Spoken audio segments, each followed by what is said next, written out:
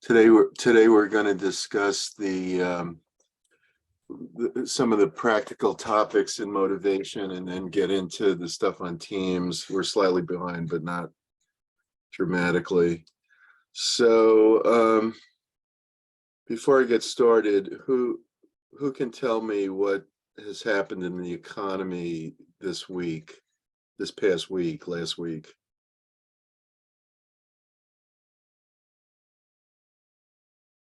Anyone? I know that the housing market, the interest rates are going to fly up. Okay, what do you mean by fly out? No, like, so right now the current interest rate is like 6%. So I'm hearing that it might go to like 7.5%. Oh yeah. So I it's gonna be actually I really have a difficult. mortgage that already went up that high. I took out a variable rate mortgage, which was a stupid thing for an investment, and I shouldn't have done that. I thought the investment would be finished by now, but it was a mess. So I'm refinancing. I'm actually refinancing, but yeah, interest rates are likely to go up. But what happened that might stop the Fed from further interest rates increase?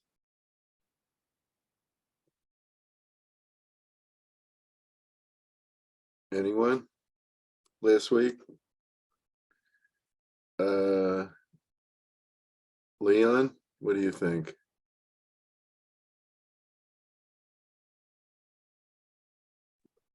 Sorry, Professor. What was the question? You sound like you're still tired. What happened last week that might stop the Fed from raising interest rates? I'm not really sure. I haven't been keeping up on that. Okay, all right. Anyone else? Anyone want to take a shot at it? Wenjin?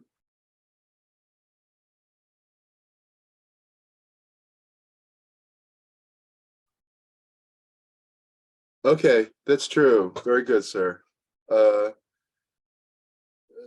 In other words, it's not just that a big bank invested in a small bank, it's that there have been multiple bank failures in the last week because of the rising interest rates. And that in 1931, that was really the beginning of the Depression, not so much the stock market crash of 29 that you may have heard about, hopefully you've heard about, but the bank failures. Milton Friedman wrote a huge volume on the monetary history of the United States, and he changed how people think about that subject. And basically everyone always thought it was the stock market crash, but he made clear that the bank failures were more important. And basically we are experiencing serious bank failures, bigger than, I believe they're bigger. I'm not sure if you adjust for inflation, but in nominal terms, in non-inflation adjusted terms, they're bigger. But I think they're actually bigger than the ones that happened in the 30s. So, one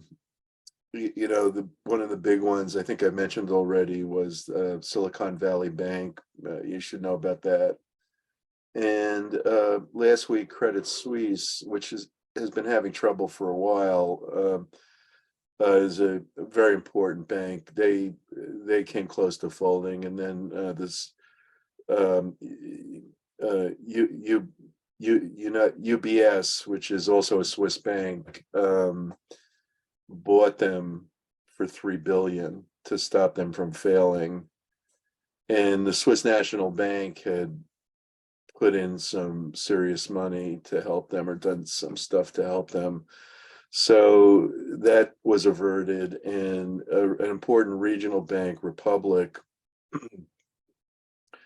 as Wenjin said, almost failed, and 11 major American banks put, I think it was 30 billion or something, tens of billions in any case, into that bank. So they're okay. But the precariousness of the banking system is of grave importance, and it's important to you personally, because if banks fail, there's going to be a lot less business activity, and that means that you will have trouble finding jobs.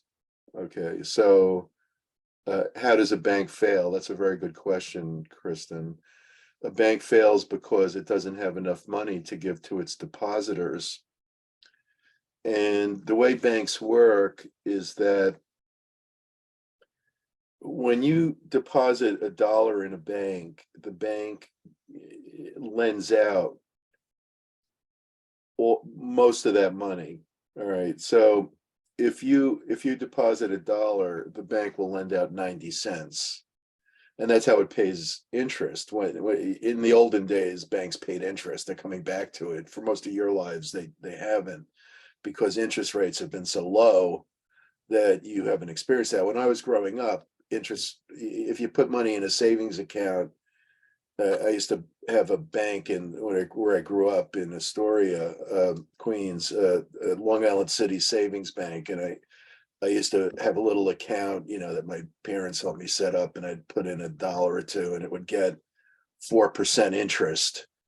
And that's normally how banks work, but because of the strange, whatever you want to call it, because of the unique monetary policies that have been pursued since 2008, when the system almost completely failed, you haven't been getting interest on banks. But the way banks work is that you deposit money, they collect interest, and then they pay you interest. And you might say, well, how on earth could they not make money? Because they haven't been paying a lot of interest to the depositors, and they've been collecting a few percent from the mortgages, and yet some of them, what they did was they took the reserves, the part that they keep in the bank, and they put it into securities like bonds. And when the Fed raised interest rates, I've been telling you, I think I've been telling you that when interest rates go up, the value of securities goes down. And so the tightening of the rates by the Fed, went from 0 to 4. Well, it's like 3.5 right now in a year. So what that did was it caused the value of the bonds that Silicon Valley Bank was holding to collapse. And then there's a third factor, which is also important, that banks tend to borrow short and lend long. So when they make out a loan to you for your car, it's for, say, 5 years. When they make out a loan to you for your house, it's 30 years. But when they borrow to fund those loans, they borrow for much shorter periods, like for 6 months or something like that. And normally that model works perfectly well, because it's rarely the case that long-term rates are higher than short-term rates. But in this environment, because the Fed has been pumping up the short-term rates, they're higher than the long-term rates. And that's called an inverted yield curve, when the long-term rate goes below the short-term rate. And this creates a huge headache for the banks. So they start losing money. Now, the main point, though, Kristen, is that the banks never have enough money on hand to pay all the depositors. If everybody comes in at once for all their money, the bank will fail. Okay, that's called a run on the bank. There's a great movie that they show at Christmas time, which is well worth watching. I know most of you haven't seen it. It's very, very famous. It's considered one of the great movies of all time at this point, called It's a Wonderful Life. And it's about a guy who owns a bank, and he's very unhappy, and there's a whole storyline. But part of the story is that he he goes off on his honeymoon with Donna Reed, his newlywed wife, and there's suddenly a run on his bank, and so he can't go on his honeymoon because everybody wants to withdraw the money at one time. And that happened during the Depression. That was a big contributing factor to the Depression. And so what the federal government did was it set up an insurance plan in the 1930s called the Federal Deposit Insurance Corporation, the FDIC.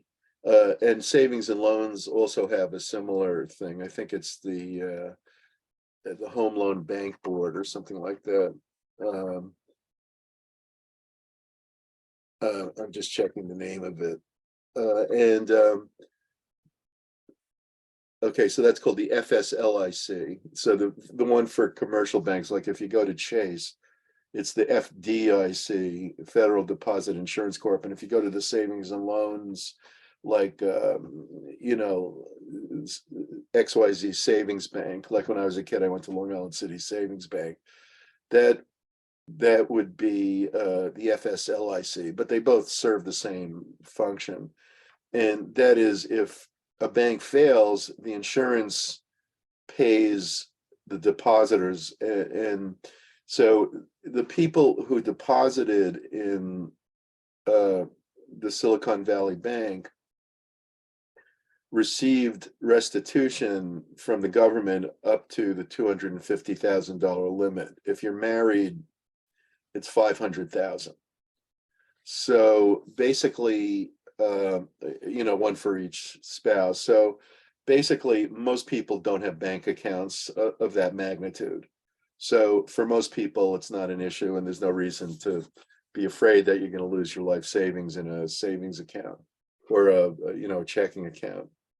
But if you are a large business, let's say you have 100 employees, and you've got I don't know how big a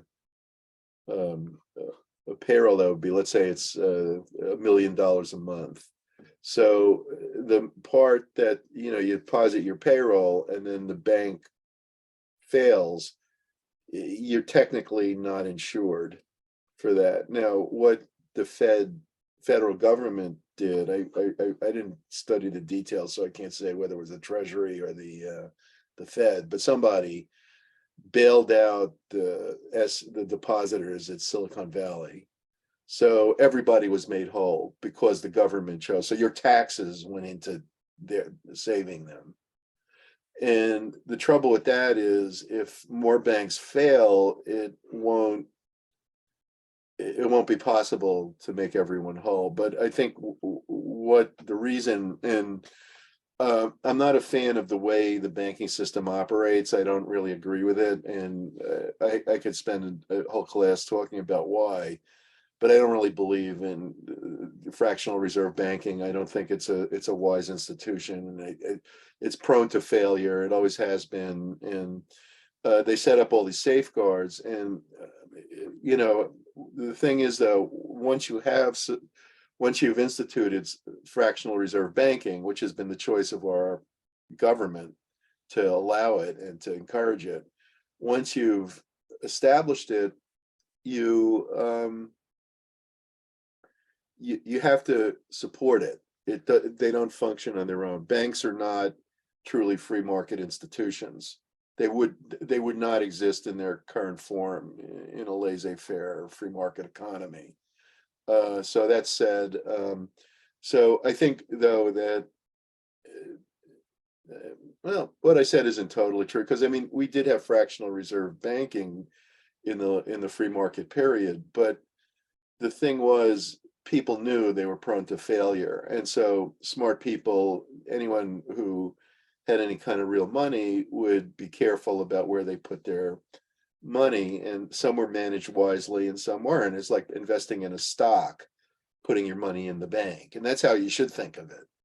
But this thing that we're going to have a completely safe system, that's not really a free market thing. And so basically, though, the reason that we have fractional reserve banking. In other words, the reserves are just a fraction of what people withdraw.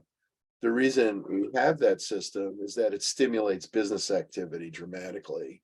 So there's a lot more short-term business activity, and the government can stimulate it. So we've experienced much lower unemployment rates, for example, than we would without fractional reserve banking. But no country in the world at this point in history has a stable banking system that doesn't reject fractional reserve banking. So in other words, it hasn't really been tried. So, the objection that everyone has is that there'd be less credit available if you did away with fractional reserve banking. And so that interest rates would be higher. But if interest rates were higher, more people would save. So if more people save, there'd be more money available without basically printing it out of thin air. And so you would have much more stability. That's really not the purpose of this course. So, that's what I'm talking about is highly controversial. So basically, we have the system we have, and the safeguards are there to prevent bank failures, but they will still occur. And if they do occur, if there are runs on banks, as there were in the 30s and earlier, then the economy is going to tank, and you're going to have trouble finding a job.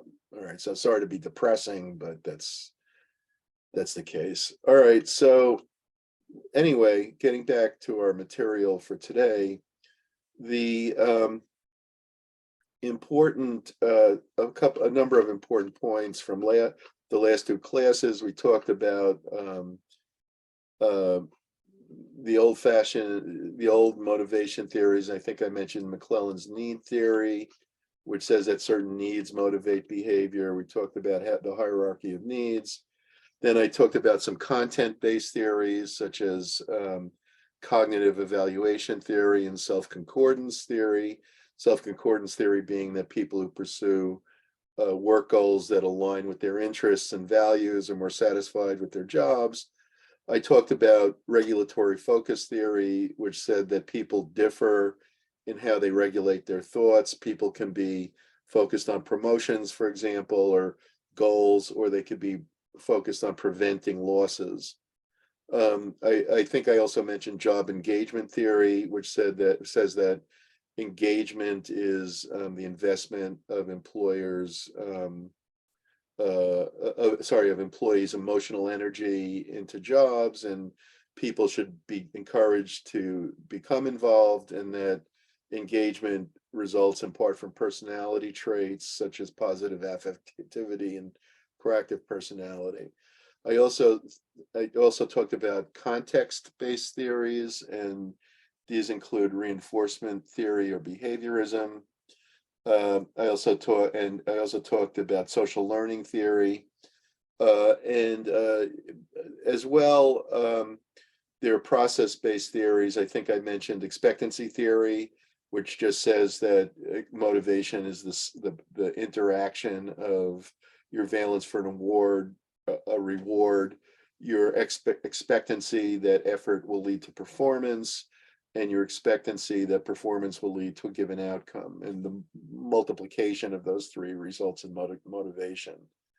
Goal setting theory of Locke and Latham. Difficult goals result in better performance. So I encourage you guys to set goals as part of our class discussion. Goal commitment is important. Goals affect simple tasks more strongly than difficult tasks.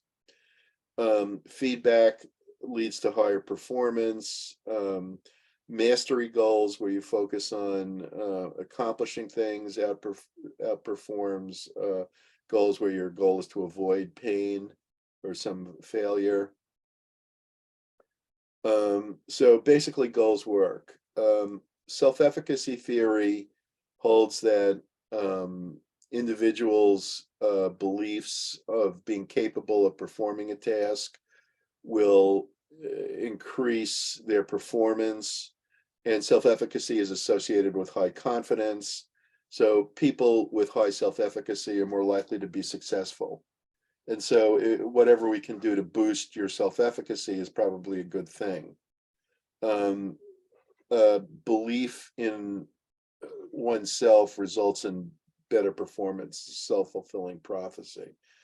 I should also mention, before we move on to chapter 8, equity theory.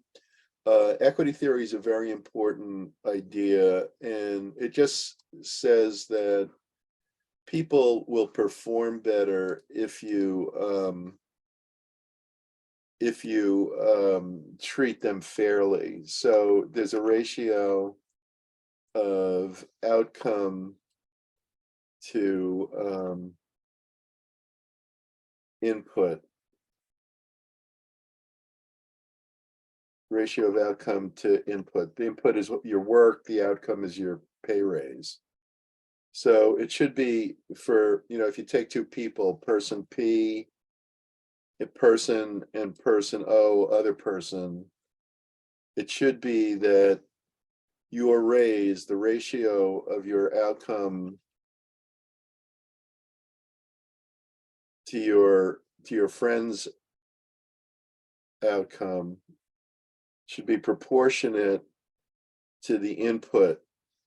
So in other words, if you work equally hard as your friend, you should get the same raise as your friend or other person. You should perceive that you have the same raise, social comparison. So basically, if you look around at the people, it should be proportionate. Let's say it's not. Let's say you put in twice the work and somebody else gets a bigger raise. Then you're going to be disheartened. You're going to experience really what we've talked about, cognitive dissonance. And you're going to leave the firm, or you're going to withhold your work, or the changes can be psychological or material, let's say, or physical. So basically, you could quit your job in the real world, or you could change your attitude towards the company and say, I'm not going to work as hard. And there could be other things too, like when people experience cognitive dissonance, they can become violent. There are cases of people going postal, this expression, and people can start unions, and most employers don't want that to happen. So really, this theory, equity theory, is a direct corollary to what you might call compensation management. So the way that firms handle compensation policies in the real world is in large part to avoid senses of people that the ratio of their rewards isn't proportionate to their inputs. So equity theory has a huge effect on HR, and a lot of the HR policies that firms adopt want to discourage inequities within the firm, so that people don't quit. All right. So before I get started with chapter 8, I will take attendance. Syed Abbas. Here, Professor. Hello, Syed. Syed Ahmad. Samima Akhtar. Here. Hello. Alessandro Alessi. Yeah, good morning, Professor. Hello, sir. David Batesh. Anam Bahati. Here, Professor. Good morning. Hello, Anam. Melissa Calixto. Good morning. Hello. Winston Chan. Here, Professor. Hello, sir. Bin Chen. Here. Hello, Bin. Kai Chen. Good morning. Hello. Jirui Deng. Good morning. Haji Rui, Farhan Aram. Here, good morning, Professor. Hello, Farhan. Brianna Faustin. Here. Hello, Brianna. Steve Feng. Here. Hello. Jonathan Gonzalez. Here. Hello. June Grant. Here. Hello. Ming Hao Hu. Ming Hao. Here, Professor. Hello, sir. Angelica Laborde. Jian Lin. Here. Hello. Leon. Here, Professor. Good morning. Hello, Leon. Leon Liu. Elizabeth Maddox. Good morning. I'm here. Hello, Elizabeth. Rochelle Mendez. Here. Hello. Demi Mullings. Here. Hello. Cameron Nahar. Good morning. Hello. Nicholas Neglia. Here. Hello. Aquino Olivier. Jenny Perfecto. Here. Hello, Jenny. Chenille Powell. Here. Hello. Anna Siddiqui.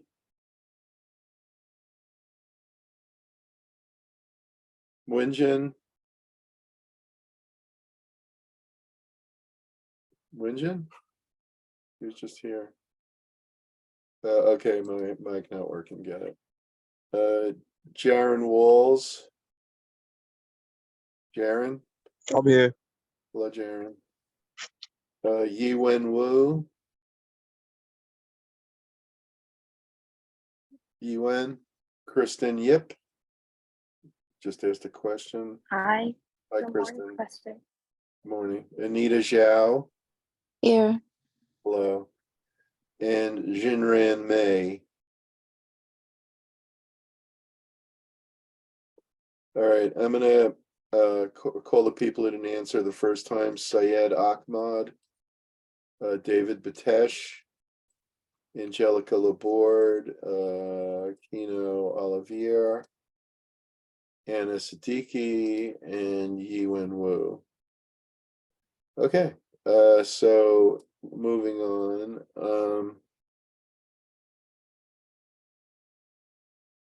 Let me minimize that. So in chapter 8, your book talks about a lot of useful ideas about how to motivate people. And one of them, job rotation, and Anna Siddiqui. All right, let's take care of this. And Siddiqui. Okay, Anna Siddiqui.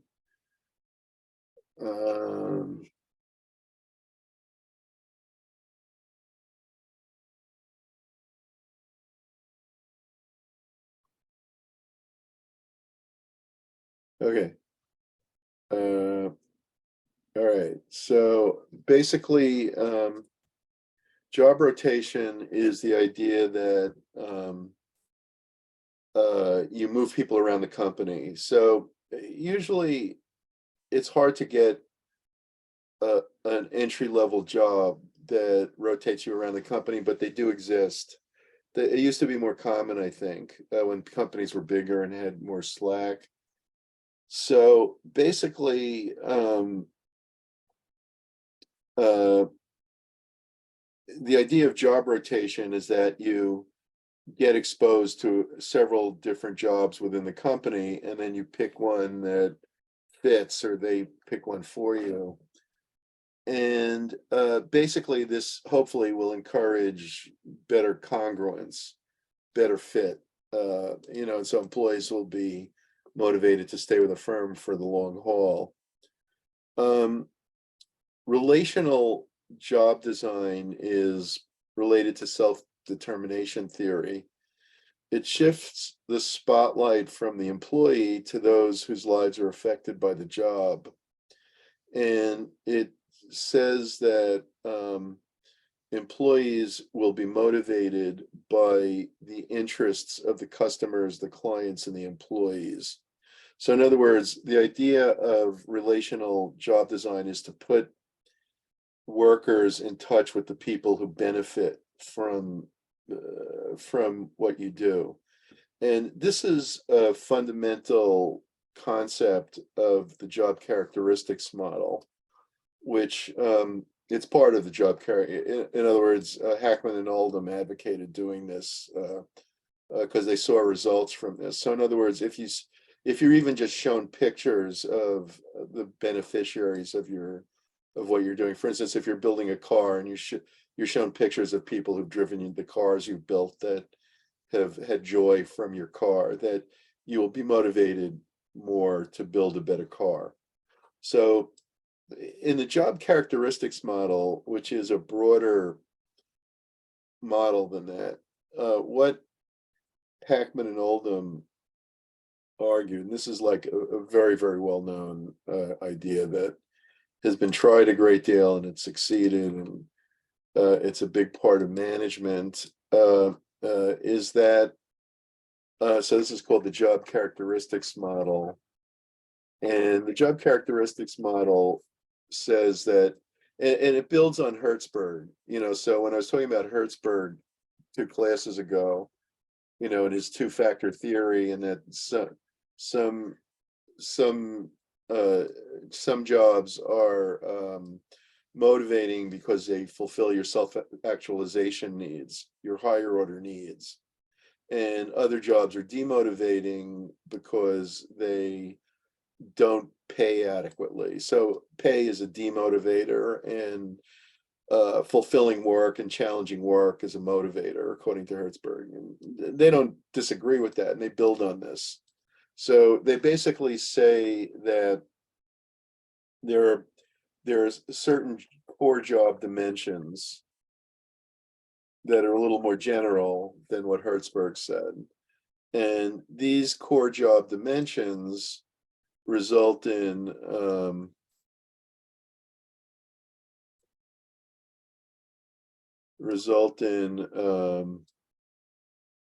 psychological states.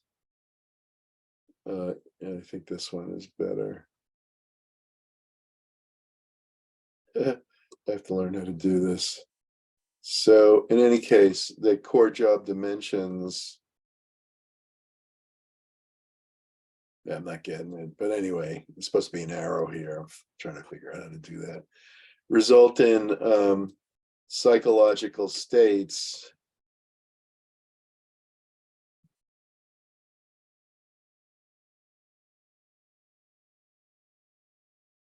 which in turn lead to behaviors.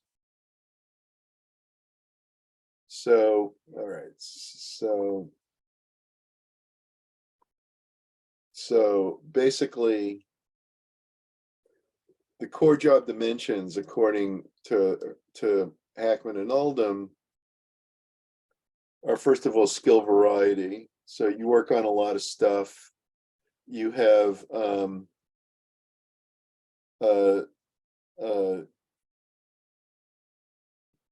you work on something that's significant. So you're working on a lot of things. You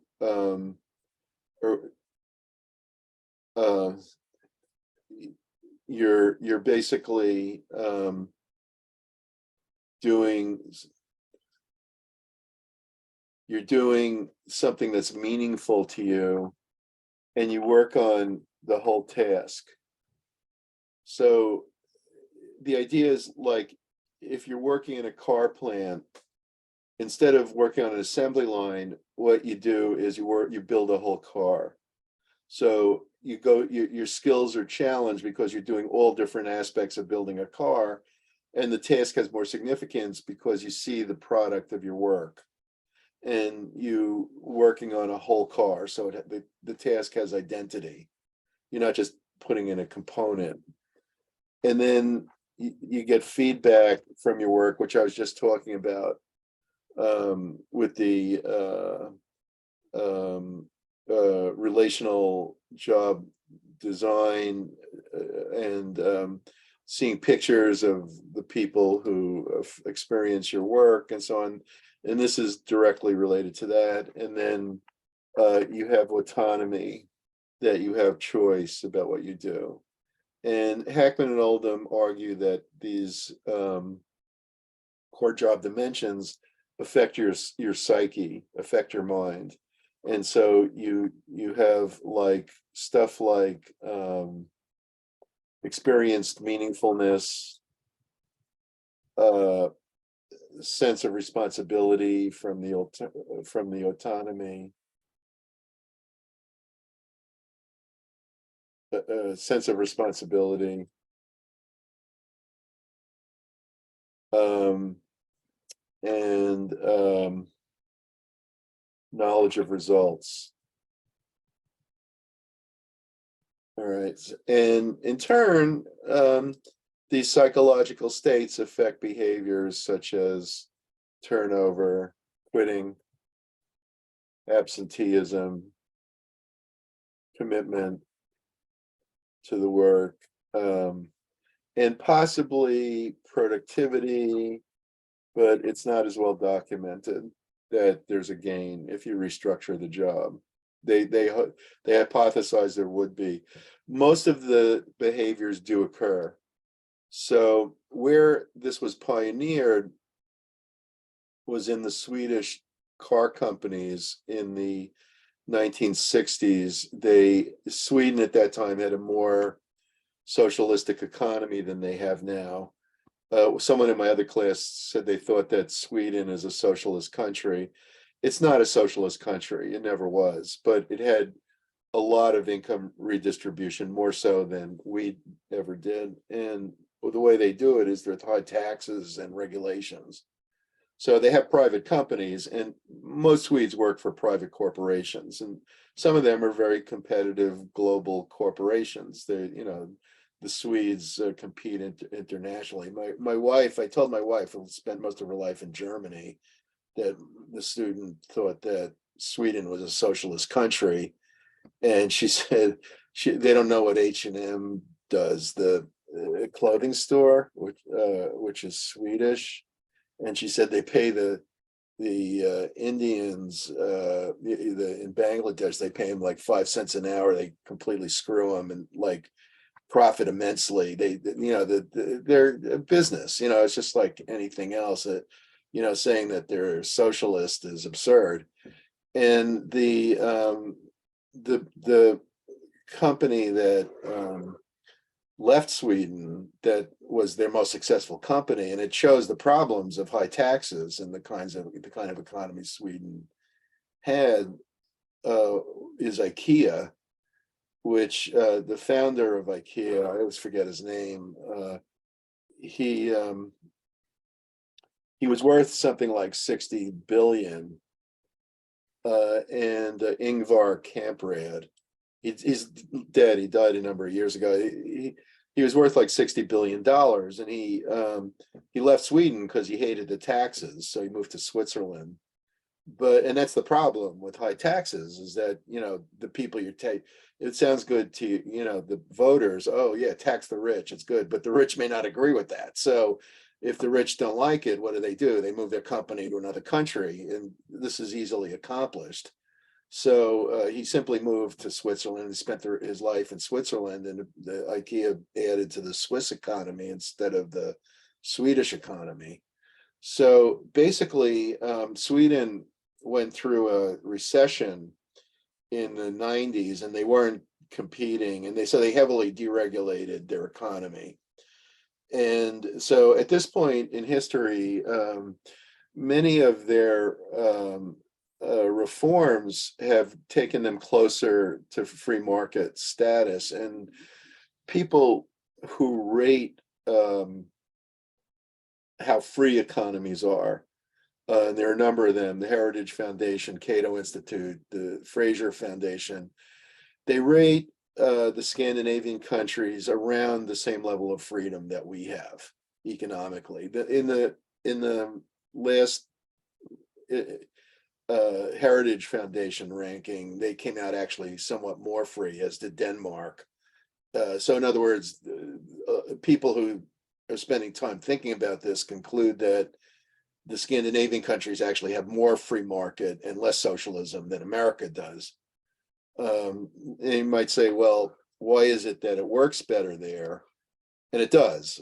There's no doubt it works better there. So in other words, if you pay a lot in taxes, if you pay in taxes here, it goes to like all kinds of stuff that you don't really care about, subsidies for banks, the bailouts, military spending, all kinds of stuff. Why does it work better in Sweden? The taxes all go to like, stuff people need, like pension plans and, family leave benefits and things like that. And basic and healthcare, of course. And, basically the reason has to do with the structure of special interest lobbying that, I was talking about it yesterday in my business 3200 class. We don't really have the time, but, if you have a small country where everybody's got interests in common, it's going to be a lot harder for a company not to feel concerned about the public. You have a big country where people live far from each other and they don't have a lot in common, putting aside the diversity here, but it's true even in big countries that aren't diverse. So if you look at, Bangladesh or India or Russia or China or Indonesia, the other big countries are mostly poor. The only big country that's got in the top 50 that's got a high GDP per capita is the US.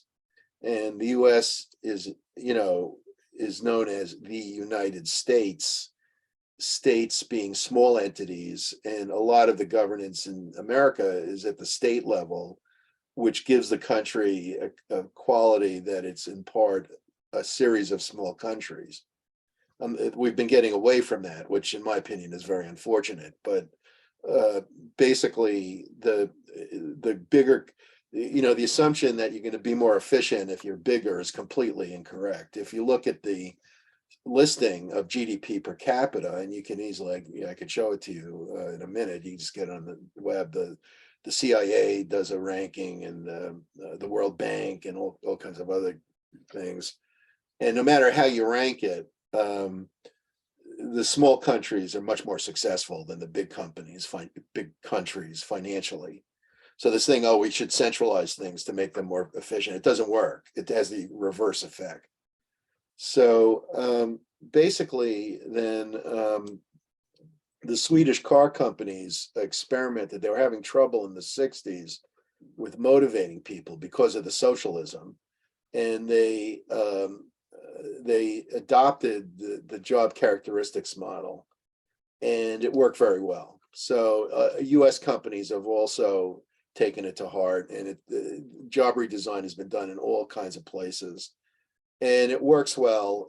It doesn't improve the productivity rate of scientific management, but it improves the turnover and the quitting and the commitment. And so this works very well for firms.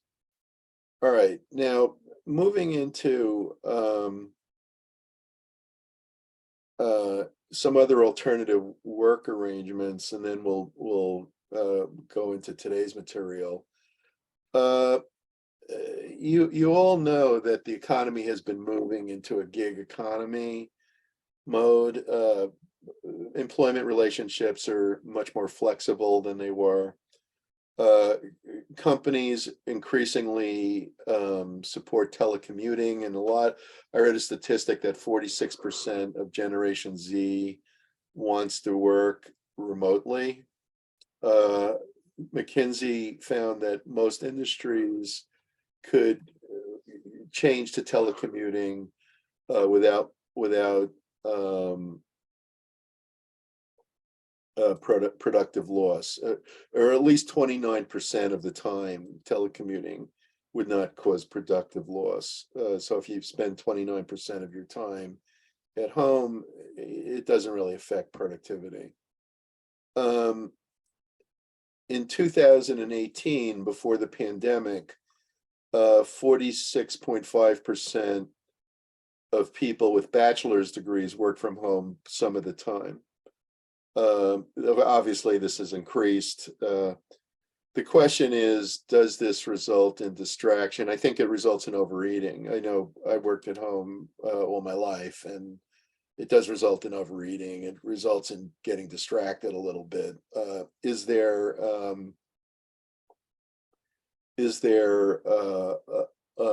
upside to it? I think there's upside to it too. I don't think you could be as productive at what I do if you had to be at an office. So I think it's a complicated question, but I think the trend is towards telecommuting.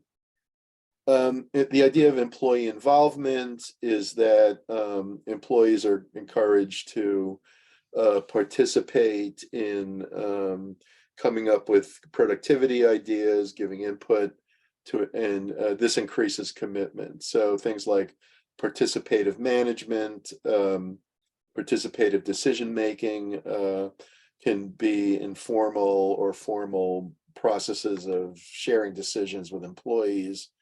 Participative management, obviously, if somebody's got a hand in making a decision, they're going to be more motivated to comply with it and be involved with it, support it. In pay, pay is extremely important, despite the claims of Decky, and I talked about Alfie Kohn, that pay doesn't matter or can actually be harmful. Cognitive evaluation theory argues that pay reduces motivation. I don't think it's true, and I don't think studies find it's true. The Society for Human Resource Management asked people why they stay with a firm, and 47% of employees said that they were staying because of pay. 62% said they were seeking a job outside the organization because they wanted more pay. So obviously pay matters. Saying that people shouldn't care about pay or don't care about pay is pointless. Pay is the number one reason employees stay and leave. So companies have to be concerned about it. The idea of internal and external equity is that what I was talking about before with equity theory, that people make comparisons within the firm, and that's called internal equity. And they also make comparisons outside the firm, and that's called external equity. Japanese firms have traditionally used seniority for the early part of people's careers, up to about 20 years. So if you're hired into an elite Japanese firm, you'll often find that you get the same pay raise as your colleagues. And it's not until you're into your 40s. So for you guys, that's old. Basically, it's not until then that the employees start to see pay diverge because of merit. Some of the Japanese firms, like Hitachi, have been getting away from seniority-based pay. They may have a kind of an envy of U.S. flexibility, but the Theory Z is a famous book written in the 80s about the Japanese companies, and their system worked pretty well. The problem in Japan isn't that the firms aren't flexible enough. The way they do that is fine. The problem in Japan is that they've got so much intervention and regulation in the economy that they've stopped big box retail, for example. So their retail system is much less efficient than here. And the result is that prices there are much higher. So prices for food, for example, are significantly higher, and they have all kinds of protectionism to protect their farmers. So that, in other words, the political system has more protectionism. Strangely, the U.S. decided to imitate them and now has more protectionism than we did. And I think that's a contributor to the inflation, but that's another story. So basically, pay for performance exists in around the world. Despite my lauding of the Japanese system, I think pay for performance is a good idea.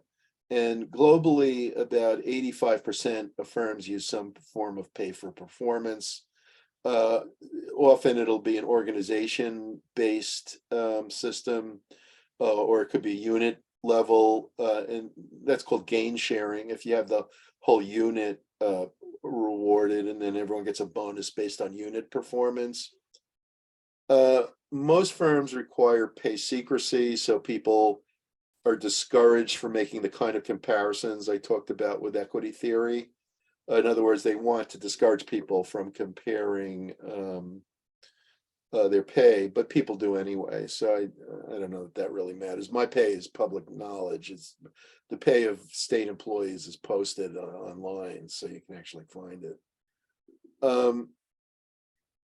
Pay for performance. So that means bonuses, piece rates. A piece rate is where you're paid by the piece. So basically, if you produce 10 units of output, you get $10. If you produce 20 units, you get $20. Piece rates enhance productivity, they enhance effort, they enhance wages. These kinds of incentives work. They may have detrimental effects on how employees treat the equipment because they're so focused on output. People who are high performers prefer individual incentives, while people who are risk averse and aren't as good performers prefer group incentives, obviously. Okay, that's pure mathematics. Be careful of the unanticipated consequences of incentives.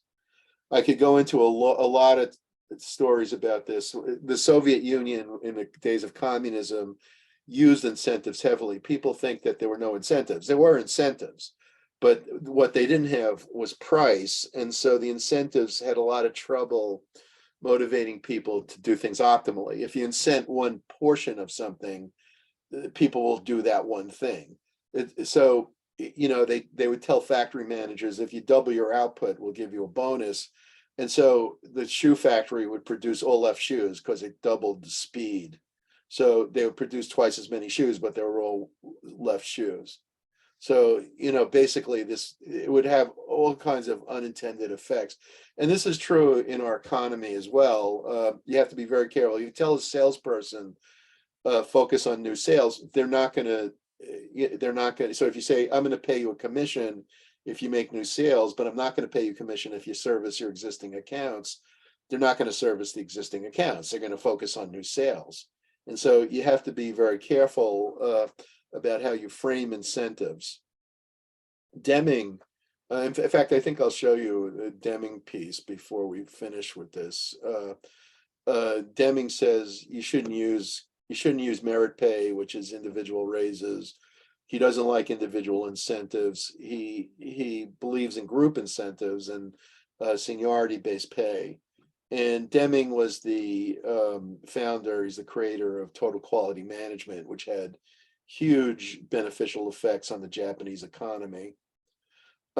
Profit sharing plans are associated with high profit levels. So if the company makes more money, then the employee gets a bonus. In a lot of places, a 401k plan takes the company contribution not out of this year's profit, but out of accumulated profit. So there's always some profit, and the amount put into the 401k plan in most companies, if there's a company contribution, which isn't always true, is stable. So ESOPs, employee stock ownership plans, increase firm performance, increase employee satisfaction, improve innovation, but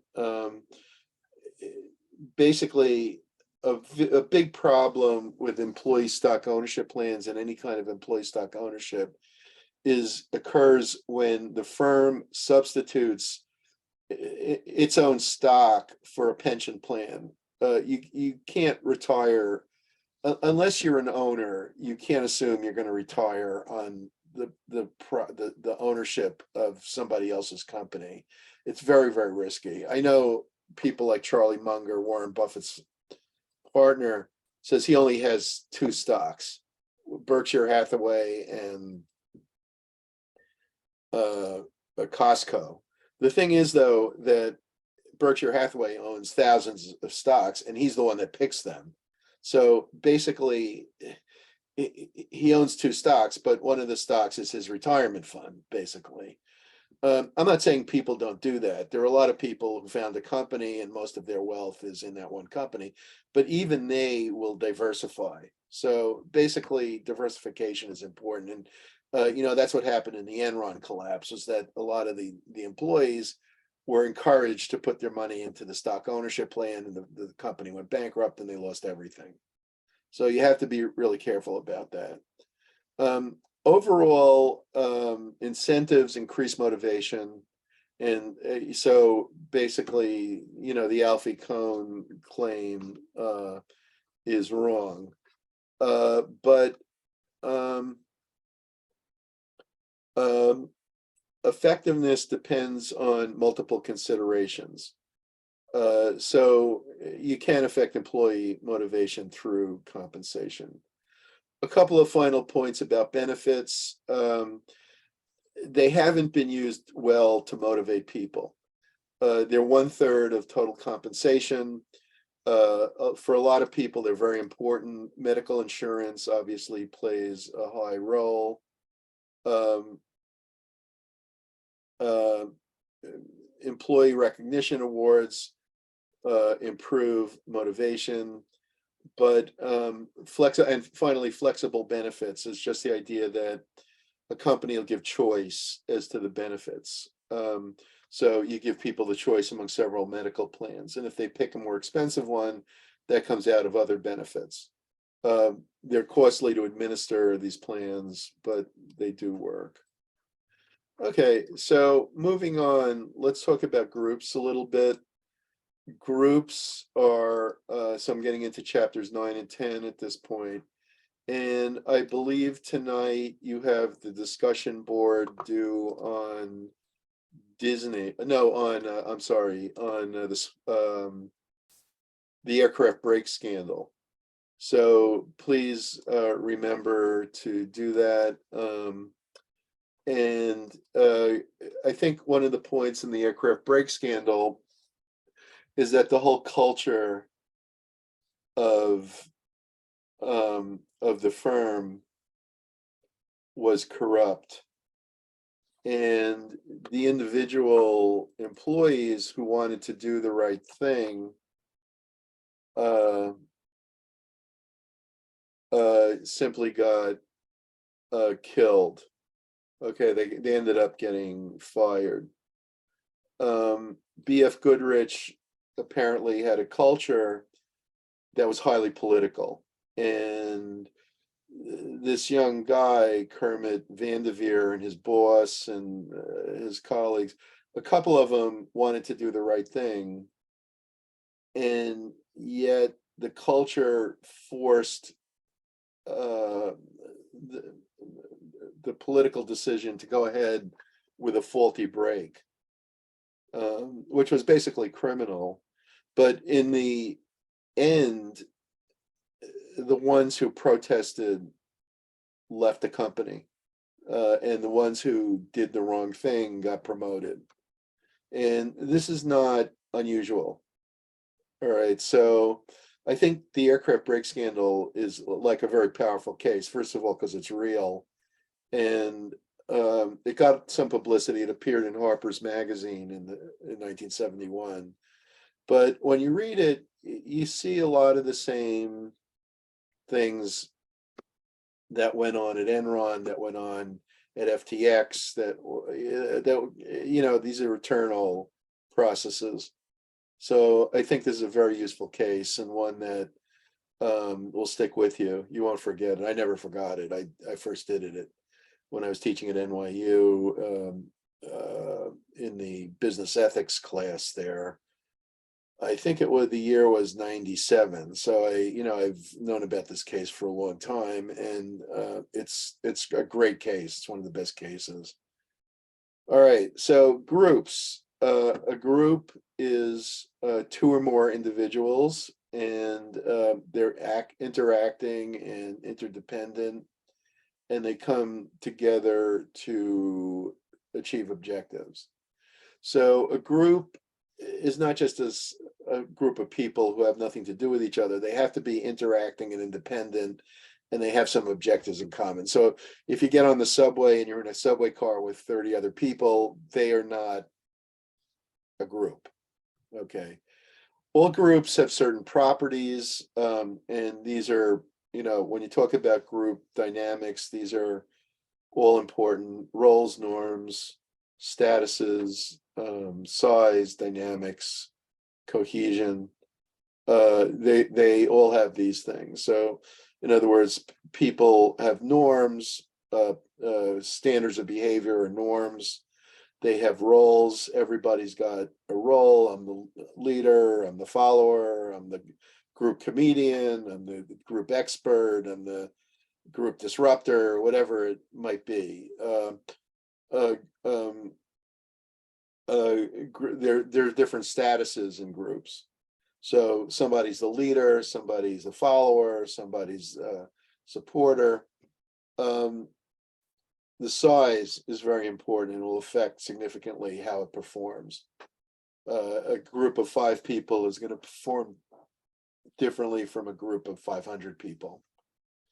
The dynamics, how they interact, and the cohesion, how they stick together, are all important in understanding groups. So a formal group is part of the organization, while an informal group is not. And this idea of the informal organization goes back a very long time, almost 100 years in management. It comes from Chester Barnard, who wrote The Functions of the Executive. And he pointed out in that book decades ago that the informal organization in any organization is going to often be more important, or at least as important, as the formal organization.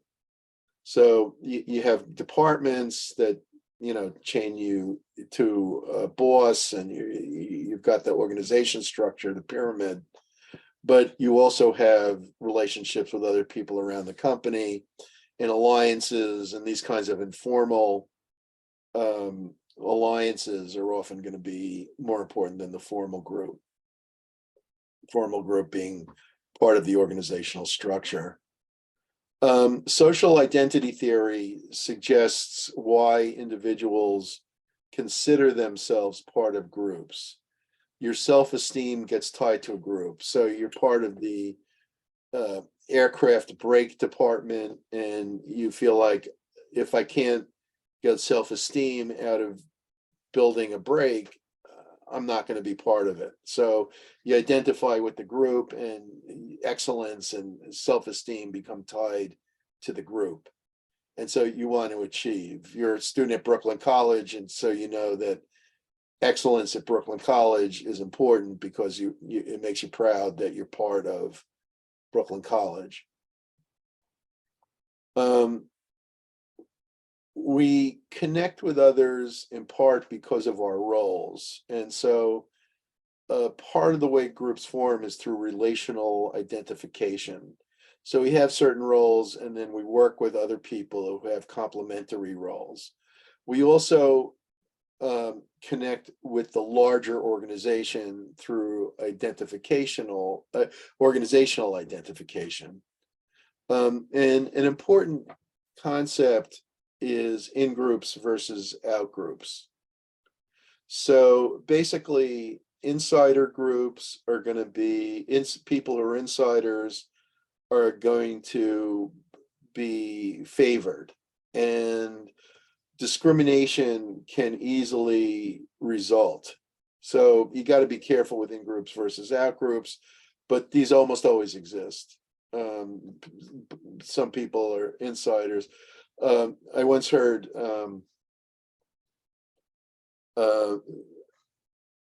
somebody say that there are always insiders out and outsiders, and there are always insiders and outsiders, and it's better to be an insider.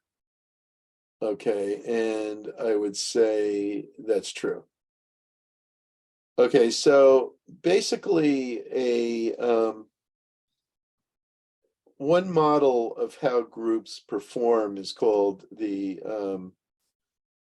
punctuated equilibrium model. And what it focuses on is short-term group performance. So if you want to study how a group, like you set up a student group in a class or a jury, a famous movie that I use for teams is 12 Angry Men. I'm not using it in this class because I use it in my other class. I don't want to have too much duplication. But basically, if you look at how a group performs, like a jury or something like that, the first meeting sets the direction. So they start out setting the direction. In the beginning, the group experiences some inertia. They can't make a decision. About halfway through, the group transitions and they make some major changes. And then in the last meeting, there is accelerated activity and the decision is finally made.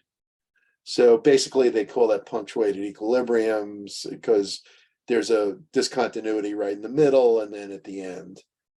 An alternative model that's probably more popular is the idea that there's 4 stages to group decision making. I'm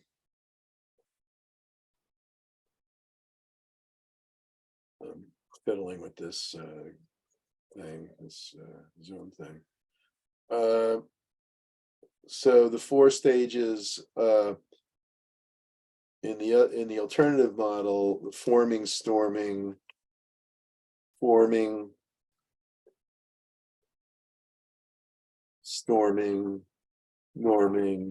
and performing.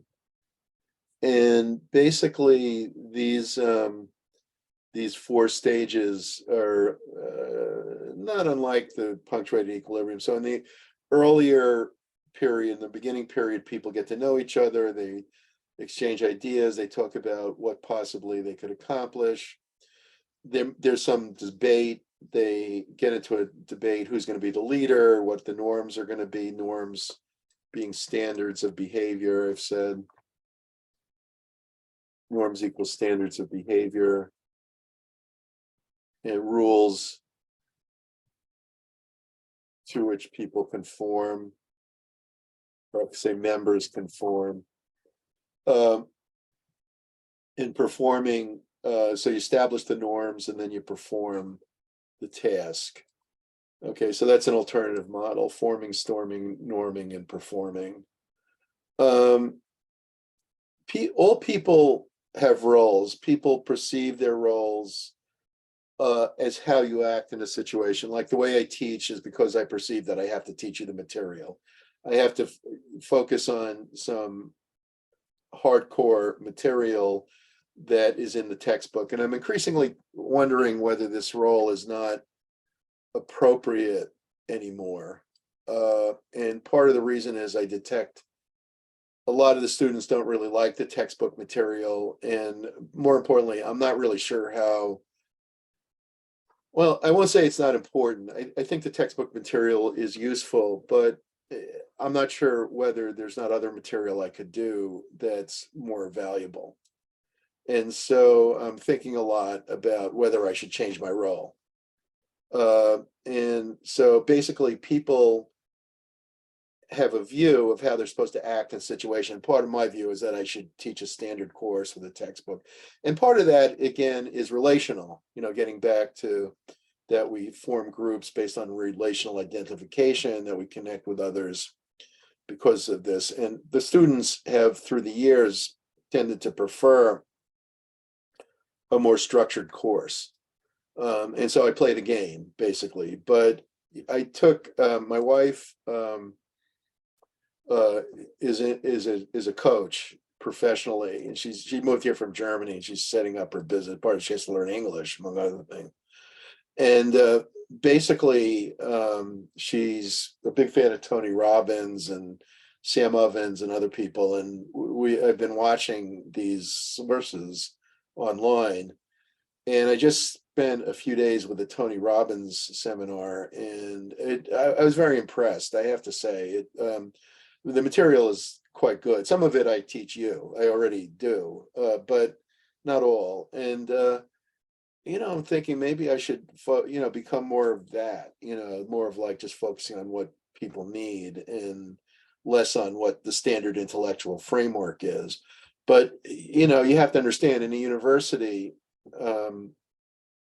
There are certain expectations, both from the students and from the other professors. And you have to cover certain material and do certain things. And we get AACSB accreditation, which has a great degree of value, great value. And they want courses to be standardized. So, doing something that's really deviant has a lot of cost. And I tried doing things like that when I first started teaching. And this was back when I taught at Clarkson University, which is an engineering school in Northern New York, and the students hated it. So I didn't continue. And so basically, though, what I see now is like the world is changing so fast that a lot of this more analytical material,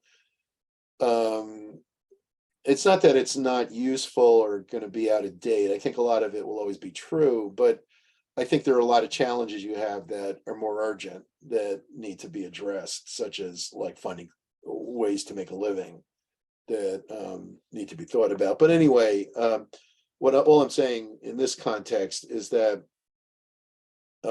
role perception largely drives what a lot of people do and how they act. And this goes back to Irving Goffman, the presentation of self in everyday life, who wrote this book in the 1950s. And basically, there he is. And basically what he says is that we all have flexible identities. We do things in different ways to fit the situation. And our view of how to act in a situation drives our expectations. And sometimes we might imagine ourselves to do something that's completely wrong. And so we flop because we played the wrong role. It's just like being, he basically suggests that humanity are like actors on a stage, and we're playing different roles in different circumstances. Here you're a mother, here you're an employee, here you're an expert, here you're an investor trying to get information, and everybody's playing these different roles at different times, and there's never really one person. Psychological contracts are where there are unwritten agreements between employees and employers that establish mutual expectations. And obviously, this is going to have a lot to do with the organizational culture. You might ask yourself, what were the psychological contracts in 12 o'clock high? What prevented the guys in the unit from just walking away and saying, I'm not going to do this, I quit? Obviously, they couldn't do that, but there are important psychological contracts, unwritten agreements that you behave in certain ways. And in real life, as well as in 12 o'clock high, one role might conflict with another. And so when Savage comes on, he realizes that he's going to have to wake them up. And so there's going to be conflict. And conflict is often necessary and important. We'll talk about that later. A moderate degree of conflict is often essential. Okay, so we've hit 10:45 and I've still got a lot to do. So we're going to continue on Wednesday with groups. Don't forget your discussion board on the aircraft brake scandal. And have a nice 2 days, and I will see you on Wednesday.